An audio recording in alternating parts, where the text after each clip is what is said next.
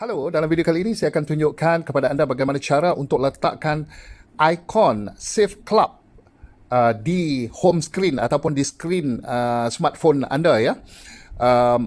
Agar kita setiap kali nak login kita punya Save Club taklah lagi perlu untuk pergi dekat Chrome ataupun browser ya.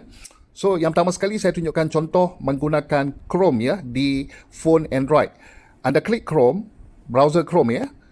So yang pertama sekali dah tentu seperti biasa kita masuk pergi ke website saveclub.com lah ya. Tunggu buka. Okey, dah buka. Kita nak di page login sebab kita selalu nak pergi login kan. So di sini anda klik 3 garis di penjuru atas kanan ni. Anda klik login dulu. Okey, dia di kedudukan page login. So di bahagian penjuru atas kanan browser ni anda boleh lihat 3 titik tegak ya. Atas kanan 3 titik tegak anda klik. So dia keluar menu. Di sini ada menu Add to Home Screen. Klik dekat Add to Home Screen.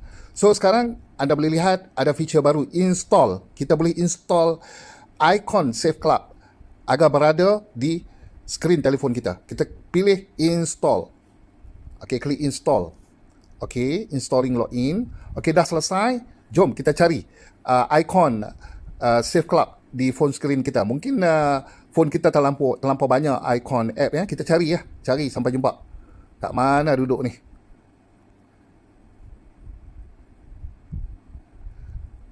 Kadang-kadang dia lambat sikit timbul. Kita boleh rehat sekejap untuk mencari. Okey. Tunggu. Mungkin dia dalam proses. Kadang-kadang dia terus cepatlah. Kita boleh lihat.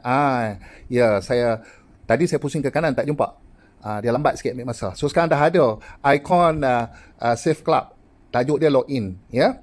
So jadi sebab berada di belakang, jadi kita boleh pindah lah di hadapan supaya setiap kali kita nak masuk kat phone kita tu terus ada di hadapan. Sekarang saya pindah di hadapan.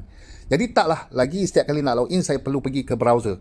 Saya hanya tengok dekat ikon di home Save Club di phone saya terus klik saja.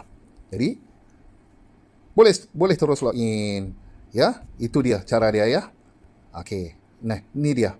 Sentiasa ada di home screen kita. Sekian, terima kasih.